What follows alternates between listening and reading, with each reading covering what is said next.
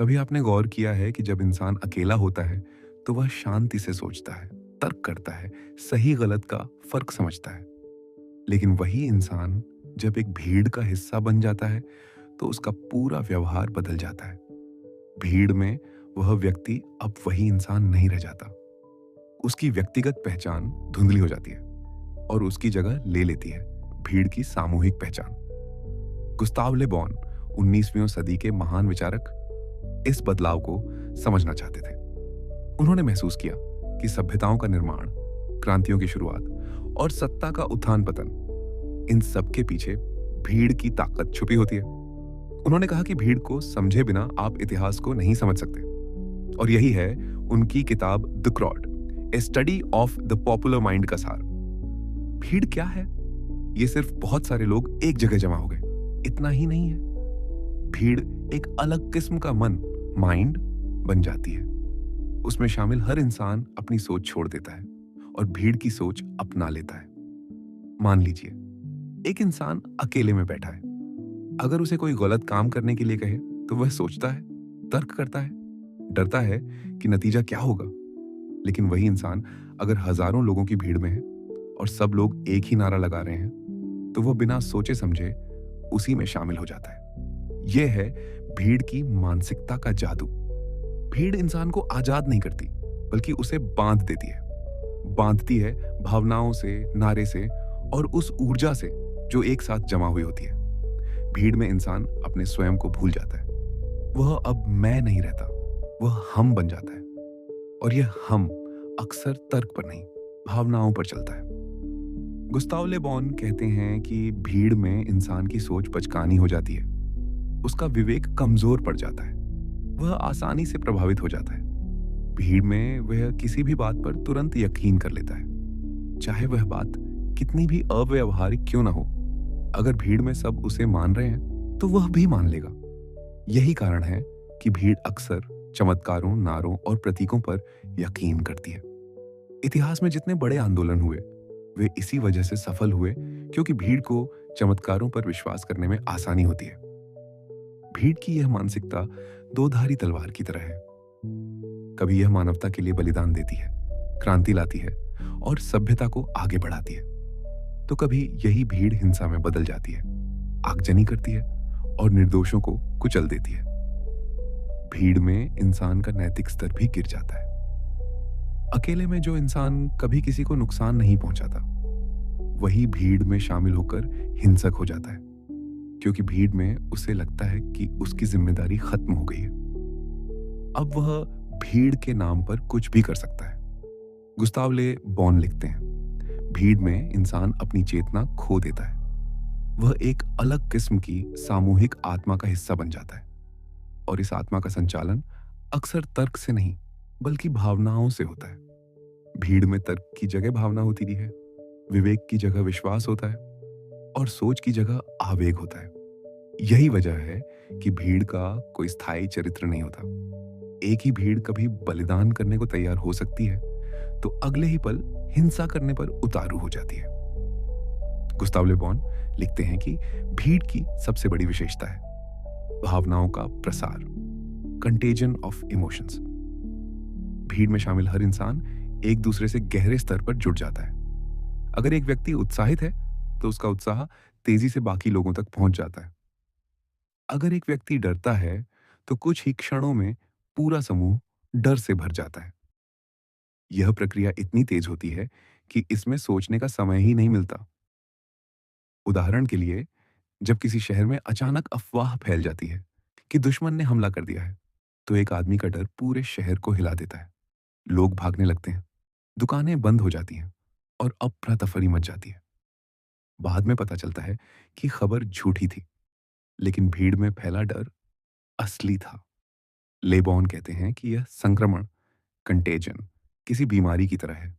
यह धीरे धीरे नहीं बल्कि अचानक फैलता है और एक बार फैल गया तो रोकना लगभग असंभव है। यही वजह है कि भीड़ में व्यक्ति अपने स्वयं के विचारों पर भरोसा नहीं करता। वह देखता है कि बाकी सब क्या कर रहे हैं। अगर बाकी सब भाग रहे हैं तो वह भी भागेगा। अगर बाकी सब नारे लगा रहे हैं तो वह भी वही नारे लगाएगा।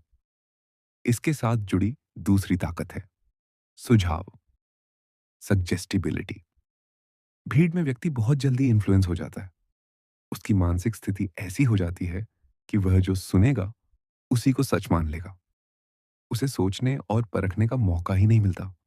मान लीजिए, कोई नेता मंच पर खड़ा होकर कहता है, हम पर अत्याचार हो रहा है, हमें अब भी खड़े होकर लड़ना होगा। तो भीड़ में मौजूद व्यक्ति तुरंत इस विचार को अपना लेता है। वह सवाल नहीं करता, तर्क नहीं करता, वह बस मान लेता है। लेबॉन लिखते हैं कि भीड़ में तर्क का महत्व लगभग शून्य हो जाता है। वहां सिर्फ विश्वास काम करता है, और विश्वास अक्सर नारों, प्रतीकों और भावनात्मक शब्दों से पैदा होता है। यही कारण है कि इतिहास में बड़े-बड़े नेता अपनी भीड़ को लंबे भाषणों से नहीं, बल्कि छोटे और असरदार नारों से प्रभावित करते थे। स्वराज मेरा जन्मसिद्ध अधिकार है, हम लड़ेंगे और जीतेंगे। आजादी या मौत, ये नारे तर्क नहीं है, बल्कि भावनाओं का विस्फोट है। और जब ये नारे भीड़ में गूंजते हैं, तो हर व्यक्ति उनमें डूब जाता है। ले बॉन चेतावनी देते हैं कि जब भावनाएं इस तरह फैलती हैं, तो भीड़ अत्यधिक अतार्किक, इरेशनल हो जाती है। वह न सोचती है, न समझती है, बस करती है।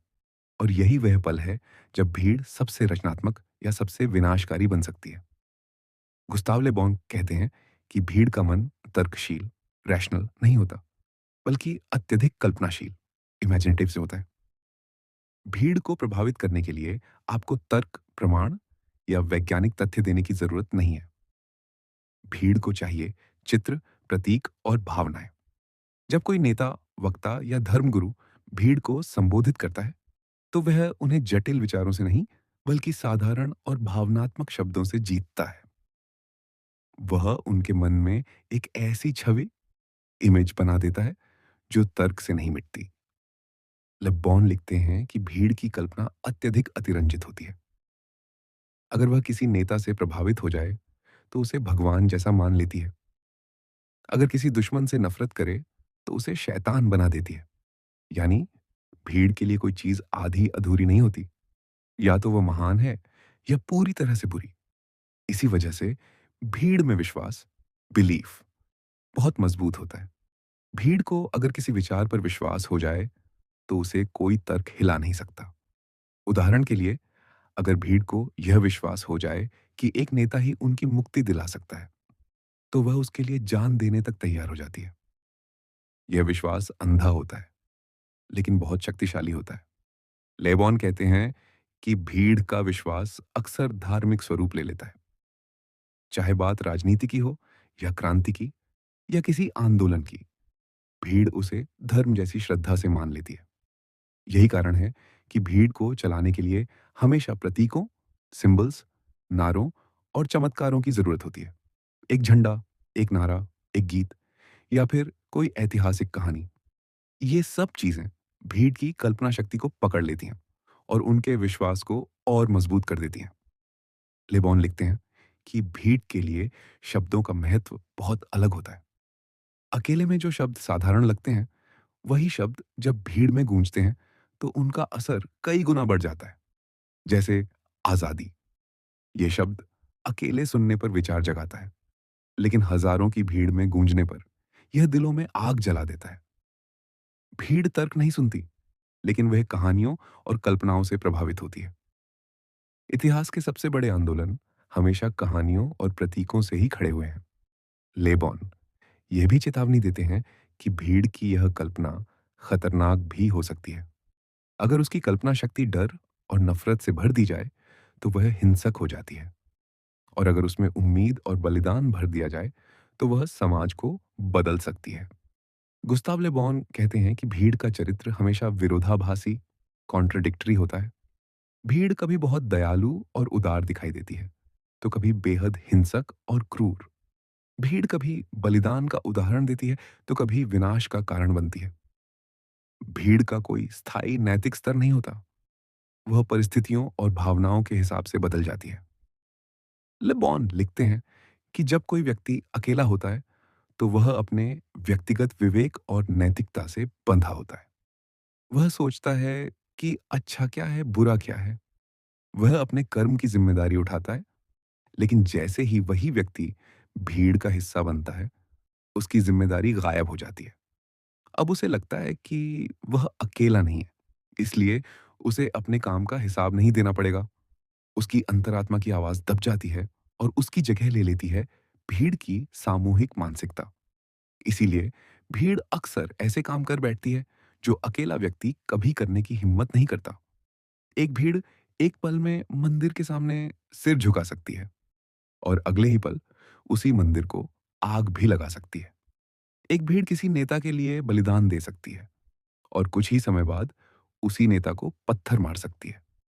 लेबॉन के अनुसार भीड़ में इंसान का व्यवहार अत्यधिक चरम एक्सट्रीम हो जाता है।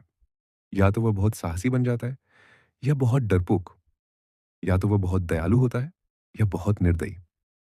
इस विरोधाभास का कारण यह है कि भीड़ की सोच तर्क पर नहीं, बल्कि केवल भावनाओं और आवेगों इम्पल्सिस पर आधारित होती है। भीड़ में इंसान को एक अजीब तरह की शक्ति महसूस होती है। उसे लगता है कि वह अजेय है, कोई उसे रोक नहीं सकता। इसी भावना में वह अपराध भी कर बैठता है, क्योंकि उसे लगता है कि भीड़ की आड़ में वह बच जाएगा। लेबॉन चेतावनी देते हैं कि यही कारण है कि भीड़ कभी-कभी बहुत खतरनाक हो जाती है। अगर उसकी ऊर्जा को सही दिशा न दी जाए, तो वह शहरों को जला सकती है, निर्दोषों को कुचल सकती है और सभ्यता को नष्ट कर सकती है। लेकिन यही भीड़ अगर सही विचार से प्रेरित हो जाए, तो अद्भुत बलिदान भी कर सकती है। वही भीड़ जो हिंसा कर सकती है, वही भीड़ देश के लिए अपनी जान भी दे सकती है। यानी भीड़ का नैतिक स्तर हमेशा अस्थिर और परिस्थितियों पर निर्भर होता है। लेबॉन का निष्कर्ष है, भीड़ न तो पूरी तरह अच्छी होती है, न पूरी तरह बुरी। वह केवल एक कच्ची शक्ति है, जो जिस दिशा में मोड़ दी जाए, उसी ओर बढ़ जाती है। गुस्ताव ले बॉन लिखते हैं कि भीड़ अपने आप में एक कच्ची शक्ति है। यह शक्ति समुद्र की लहरों की तरह होती है, विशाल, उग्र और अनियंत्रित। अगर इसे कोई दिशा न दी जाए, तो यह तट को तोड़ देती है। लेकिन अगर इसे नियंत्रित कर लिया जाए, तो यह जहाज़ों को आगे भी बढ़ा सकती है। भीड़ को दिशा देने का काम करते हैं नेता, इनके लीडर्स। लेबॉन के अनुसार हर बड़ी भीड़ को एक नेता चाहिए होता है। बिना नेता के भीड़ ज्यादा देर तक टिकती नहीं, न ही किसी स्पष्ट दिशा में जाती है। नेता भीड़ के दिमाग को अपने शब्दों और अपने आत्मविश्वास से नियंत्रित करता है। वह उनके मन में विश्वास, डर, उम्मीद या घृणा भर सकता है। लेकिन नेता भीड़ को तर्क से प्रभावित नहीं करता। वह उन्हें प्रभावित करता है भावनाओं और प्रतीकों से। लेबॉन कहते हैं कि महान नेता हमेशा सरल शब्दों और छोटे नारों का प्रयोग करते हैं। नेपोलियन ने अपनी सेनाओं को गौरव और सम्मान के नाम पर लड़ाया। फ्रांसीसी क्रांति में स्वतंत्रता, समानता और बंधुत्व का नारा पूरी भीड़ को जोड़े रहा। आधुनिक युग में भी नेताओं ने आजादी, क्रांति, इनकलाब जैसे शब्दों से लाखों लोगों को खड़ा कर दिया। ये शब्द और नारे तर्क नहीं है, बल्कि जादू की तरह असर करते हैं। लेबॉन लिखते हैं कि नेता का सबसे बड़ा गुण होता है आत्मविश्वास और दृढ़ विश्वास। अगर नेता खुद डगमगाएगा, तो भीड़ तुरंत उसका असर खो देगी।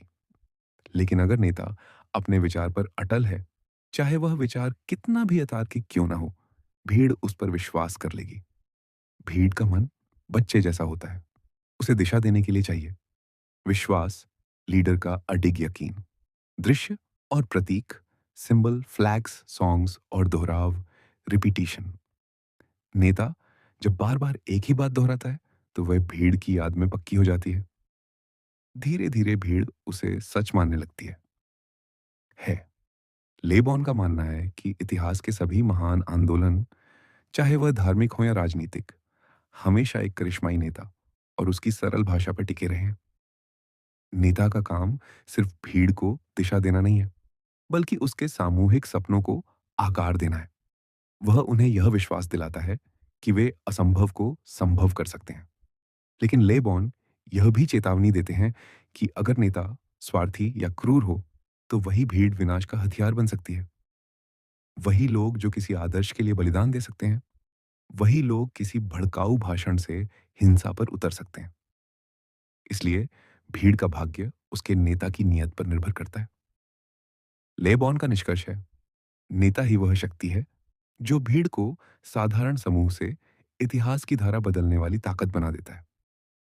गुस्ताव ले बॉन लिखते हैं कि इंसान ने जितनी भी सभ्यताएं बनाई हैं, उनमें भीड़ की भूमिका हमेशा निर्णायक रही है। इतिहास की हर बड़ी क्रांति, हर बड़ा साम्राज्य और हर बड़ा सामाजिक बदलाव सब भीड़ की शक्ति से ही संभव हुआ है। राजनीति में नेता कानून बना सकते हैं, योजनाएं बना सकते हैं, लेकिन जब तक भीड़ उन्हें स्वीकार नहीं करती, वे सफल नहीं हो सकते। सत्ता चाहे किसी भी हाथ में क्यों ना हो, उसका आधार हमेशा जनता की स्वीकृति होती है, और जनता की यह सामूहिक शक्ति ही भीड़ है। लेबॉन कहते हैं कि आधुनिक युग में शिक्षा और संचार के प्रसार ने भीड़ को और शक्तिशाली बना दिया है। अब विचार तेजी से फैलते हैं और लाखों लोग एक ही समय में एक ही भावना में बंध जाते हैं। ये भीड़ को और खतरनाक और साथ ही और उपयोगी भी बना देता है। सभ्यता का भविष्य इस बात पर निर्भर करता है कि भीड़ को कैसे दिशा दी जाती है। अगर उन्हें अच्छे आदर्श, ऊंचे लक्ष्य और सकारात्मक प्रतीक दिए जाए, तो वे समाज को आगे ले जाती हैं। लेकिन अगर उन्हें भड़काऊ विचार, नफरत और झूठे वादे दिए जाए, तो वे सभ्यता को पीछे भी धकेल सकती हैं। ले बॉन का मानना है कि आने वाला समय और भी ज्यादा भीड़ प्रधान, मैस ओरिएंटेड होगा। लोकतंत्र, राजनीति, क्रांतियां सब भीड़ की मानसिकता पर टिके रहेंगे। इसलिए नेताओं और विचारकों की सबसे बड़ी जिम्मेदारी यह होगी कि वे भीड़ को समझें, उसकी भाषा बोलें और उसे सही दिशा दें। भीड़ की यह शक्ति स्थायी रूप से खत्म नहीं हो सकती। इसे दबाया नहीं जा सकता। इसे बस मार्गदर्शन दिया जा सकता है। लेबॉन निष्कर्ष में लिखते हैं, भीड़ वह शक्ति है जो सभ्यता को बना भी सकती है और बिगाड़ भी सकती है। वह देवता भी बन सकती है और राक्षस भी। उसका भविष्य इस पर निर्भर करता है कि उसके नेता उसे किस ओर ले जाते हैं। दोस्तों, भीड़ सिर्फ इंसानों का जमावड़ा नहीं है। यह एक जीवित मन है जिसमें तर्क कम और भावना ज्यादा होती है। गुस्ताव ले बॉन हमें चेतावनी देते हैं कि अगर आप भीड़ की ताकत को समझे बिना दुनिया को समझना चाहते हैं, तो यह असंभव है। क्योंकि इतिहास की हर हलचल, हर क्रांति, हर सत्ता परिवर्तन, सबके पीछे खड़ी होती है एक भीड़। भीड़ जो कभी मंदिर बनाती है और कभी उसे तोड़ देती है। भीड़ जो कभी बलिदान देती है और कभी विनाश करती है। भीड़ जो कभी सभ्यता की रक्षक होती है और कभी उसकी सबसे बड़ी दुश्मन। आखिर में सवाल सिर्फ इतना है, क्या भीड़ को सही दिशा मिलेगी? क्या उसे नेता उसकी ऊर्जा को सृजन में बदलेगा या विनाश में? यही सवाल तय करेगा कि आने वाला कल इंसानियत के लिए उज्जवल होगा या अंधकारमय।